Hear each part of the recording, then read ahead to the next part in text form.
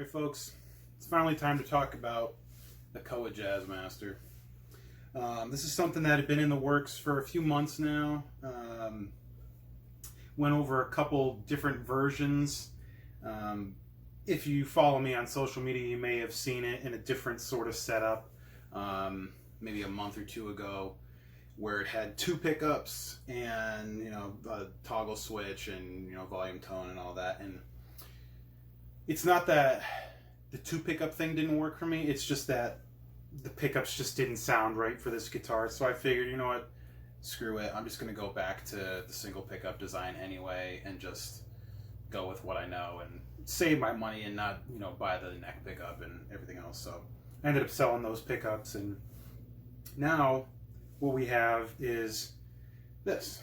So to kind of start at the beginning, this is a Koa top on a mahogany back, and it actually has a little laminate piece in there. I'm not sure if it's rosewood or walnut or whatever it is, but it looks pretty sharp, has that nice clean line going through it.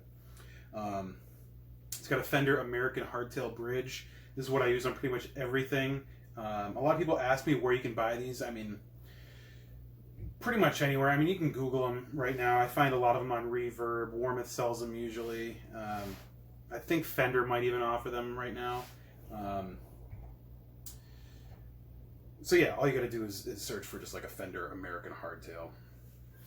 The pickup is a Gibson Dirty Fingers, and that's a pickup I haven't used in a while, but I've used them in a lot of different guitars, and I just had a feeling it was really gonna work in this sort of setup because a mahogany is a bit of a denser wood, and it doesn't really have a lot of like the high frequencies, like the treble frequencies naturally. And so the Dirty Fingers, which is a naturally bright pickup, I had a feeling would work really well in this. Like a typical like alder or ash Strat, it sounds a little bright, and I've used them in Les Pauls before, which is also mahogany, and awesome fit in those guitars. So yeah, I'm really glad I gave this one a shot. As far as I know right now, I don't believe Gibson is manufacturing these right now, because the Tom DeLonge sort of what's the word I'm thinking of? Like, his contract seems to have run out with Gibson and Epiphone, so it doesn't look like they're producing his signature model anymore. Maybe that'll change. Hopefully it does. It'd be cool to see that come back. But he was pretty much the main reason why they brought the Dirty Fingers pickup back into production, because it was originally a 70s and early 80s pickup that they discontinued because most people didn't want a pickup so hot back then. But now it's it's right at home with all these other companies, Bare Knuckle doing War Pigs and Seymour Duncan Invaders and stuff like that. So it's something that I really think they should have all the time. So it's a great sounding pickup. I just got the one volume knob. There's nothing tricky in here. There's no coil split or anything. I didn't do that this time around. Pickguard was custom made by my friend Healy Guitars out in East Hampton, Massachusetts. You can find him on Google. Send him an email if you want.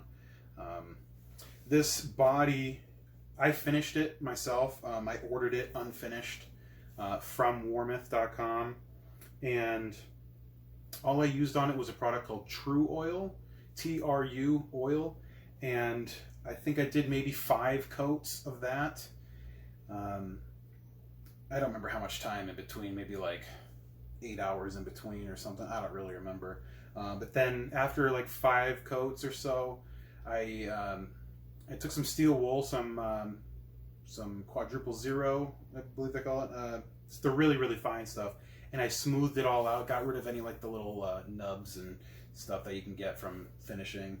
And then I just did, I cleaned it up.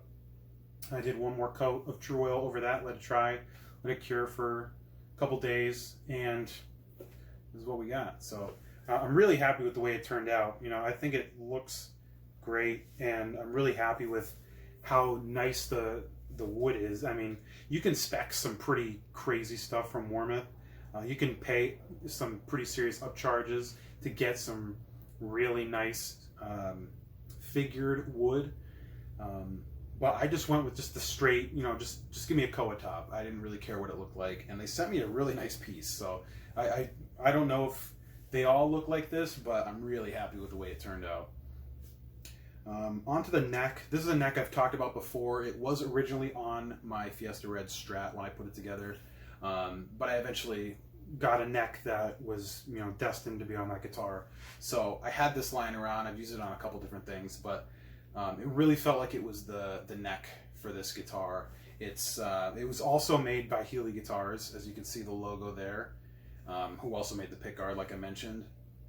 Has I believe Clusen style, yeah, Clusen deluxe tuners. They're vintage style. I really like those tuners, and you know they're pretty simple. They're not super expensive, but they hold their tune really well. Rosewood fretboard. Crazy roasted flame maple neck, which I think complements the rest of the guitar. You know, just that caramel kind of color. I just think it works. I think it works really well. Fret wise, I believe they were roughly medium jumbo style frets. Nothing too crazy. They're not huge. They're not tiny. Really comfortable. And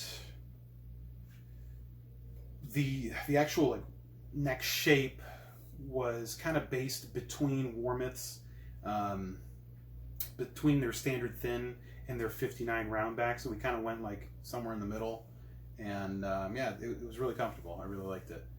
Other than that, the fretboard, I believe it was a slight compound radius. I believe we went from 10 inches up here down to 12, but it might have been 14 down here. I don't remember. So it's a little, it's like a little more curved down here, and then it gets a little flatter as you go up, so it's easier for doing like lead work and bends and stuff like that. So overall, that's pretty much all I have to say about this one. I mean, it really turned out super, super well. I don't know if I'll keep this one or not. I mean, I don't really have any desire to, you know, ship it out anytime soon. But I mean, if somebody really, really wanted this, they made me a good enough offer, you know, I wouldn't be opposed. You know, it's a really cool guitar. Sounds great. I've been using it on a couple songs for my new recordings, and it's really doing the trick between my Strat and my Plaid Jazzmaster. I've been kind of using it as like an in-between of those two sounds, and it's meshing really well, so I'm liking it a lot. So yeah, if you have any questions at all, feel free to shoot them, you know, in the comments down below, and yeah, let me know what you think. I'll see you guys later.